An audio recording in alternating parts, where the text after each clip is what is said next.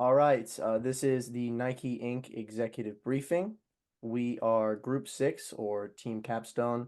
We're a part of the Strategic Management 489 class with Professor Andy Parks.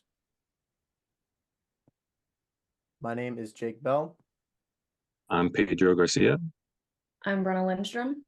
And I'm Jessica Robinson. First, we have the mission and vision statements. Nike's mission statement is to bring inspiration and innovation to every athlete around the world. If you have a body, you are an athlete. Nike's vision statement is to do everything possible to expand human potential. Our revised mission statement is Nike is committed to serving every athlete around the world by producing sustainable, comfortable, and quality footwear and apparel. We are passionate about opportunities and believe that if you have a body, you are an athlete. Our focus on employee career development, along with the impact of Nike Global Technology, enhances our ability to grow as a company on a long-term basis. When you suit up on that Nike swoosh, we want you to feel inspired to achieve greatness. Our revised vision statement is to be the outstanding footwear and apparel company that brings inspiration and innovation to every athlete. Next, we have the critical business issue. The main issues facing Nike are its inability to transition into majority retail selling, sustainability issues, including labor violations and carbon footprint, and the lack of adaptation based on changes to the footwear market. These issues are caused by market saturation, supply chain disruptions, changes to consumer preferences, and the rise of e-commerce. These issues affect Nike's ability to maintain its sizable advantage over competitors and increase growth. Revenue and growth. In recent years, we have seen a slight decline in Nike's market shares, but the company still remains one of the top competitors in the global footwear market. We can see that Nike has had a 9% annual revenue growth compared to its competitors Adidas, who are at -2%, and Puma and Under Armour were under the industry average with 4% and 3% annual revenue growth. The industry revenue can be seen below the chart at $311.8 billion in 2021, with an industry growth of about 22.1%. Some of the company's success comes from its expanding network and its dedication to innovation. We can expect to see Nike continuously growing and surpassing its competitors in the years to come.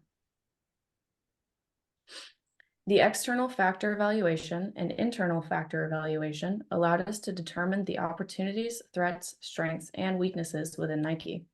In our research, we found evidence of these factors which have impacted the company in our final 4 strategies. These are some of our findings. There are opportunities involving a consumer push for sustainability and the popularity behind this trend as consumers are looking to purchase from companies that have a focus on eco-friendly products. A major threat we encounter is the counterfeit shoe industry growth, which rapidly grew after 2019 and was quickly passing the authentic industry in both size and revenue. Nike has a ton of strengths, but one big one is their pledge to being eco-friendly.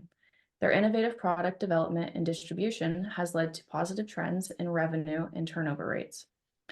Lastly, one of our weaknesses in Nike has been the issues in the retail sector as they have struggled to transition from wholesale into retail.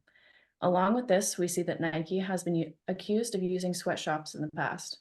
These have changed how consumers view the company. All right, so moving on to the SWOT matrix, our first strategy is to reduce carbon emissions by 5% in the next fiscal year. The global apparel industry produces 10% of total global carbon emissions, and the strategy would reinforce Nike's pledge of building a sustainable future, along with combating increased costs to non-renewable materials. Strategy number 2 is to increase wages and working conditions in the foreign factories. As Brenna mentioned, Nike has been under fire for years regarding its poor labor conditions. With an increased consumer push for sustainability, the perception of Nike from a corporate social responsibility standpoint needs to be positive. The third strategy is to create marketing strategies to promote e-commerce sales through digital media platforms. While Nike's transition into retail has been seen as a weakness, we can utilize Nike's brand image to its advantage. Nike currently holds 39% of the global market share in the footwear industry, with online retail expected to grow at a CAGR of 8.5%. Nike needs to continue pushing their retail sector. Our fourth and final top strategy is to adjust its product pricing strategy in the US. Nike's operating income dropped just over 11% from fiscal year 22 to 23. Nike currently holds the highest average price in the global footwear market, and as the US apparel industry is projected to grow over $100 billion, Nike needs to stay competitive to keep their market share over younger or major competitors. This strategy also may simultaneously help with the counterfeit footwear epidemic, as adjusting pricing will entice consumers to purchase directly from Nike rather than third-party sellers. Looking at our final recommendations again, we'll briefly go over these. Our top strategy of reducing carbon emissions had a total attractiveness score, or TAS, of 5.36.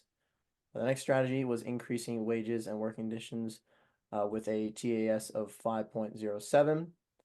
Number 3 was promoting e-commerce sales through digital media platforms. That had a TAS of 5.03.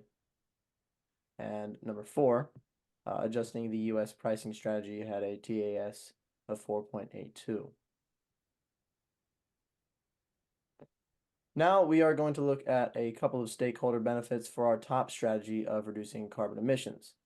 First and foremost, this strategy will help the company by saving 5% in fossil fuel costs, which have steadily risen in the past half decade. Now, stockholders will benefit as companies who have been proven to be socially responsible can see a roughly 4 to 7% increase in its stock price.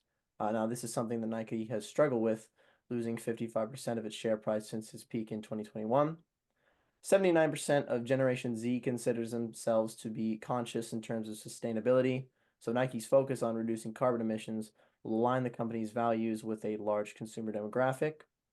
And finally, environmentally, reducing carbon emissions will allow Nike to do its part in slowing the global climate change crisis. Alrighty, next we do have the strategic plan summary. Nike faces significant challenges in retail selling and market adaptability. By a failure to address ethical concerns, the root cause includes unsuccessful implementation strategies, poor labor conditions, and over-reliance on their brand image. If these issues are not addressed, Nike risks further decline in stock price, damage in its reputation, and a decrease in market shares. These risks highlight the urgent need for strategic changes. To overcome these challenges, Nike must focus on improving their factory conditions, additionally adjusting pricing to be competitive, and tackling counterfeit sales are also critical steps. Furthermore, our plan focuses on exploring growth trends and identifying opportunities for further expansion. In contrast, Nike's current strategies emphasize product development and innovations are its primary way for revenue growth. By integrating these approaches, Nike can better position itself for sustainable success.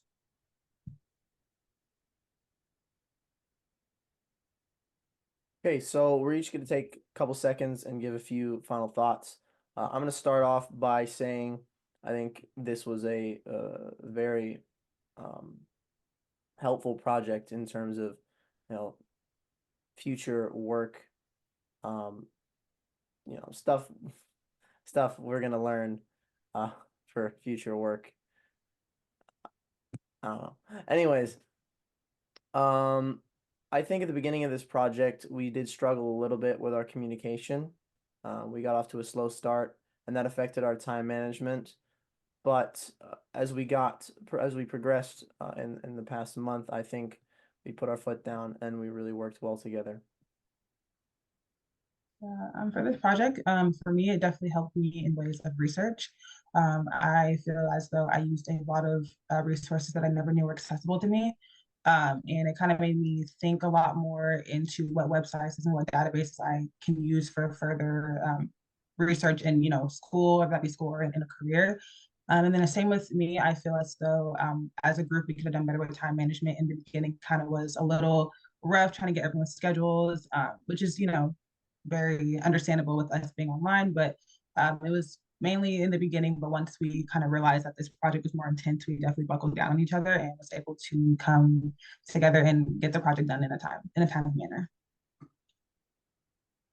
Something that I enjoyed learning about was the EFE and IFE, and I feel that I could definitely use it in my future career.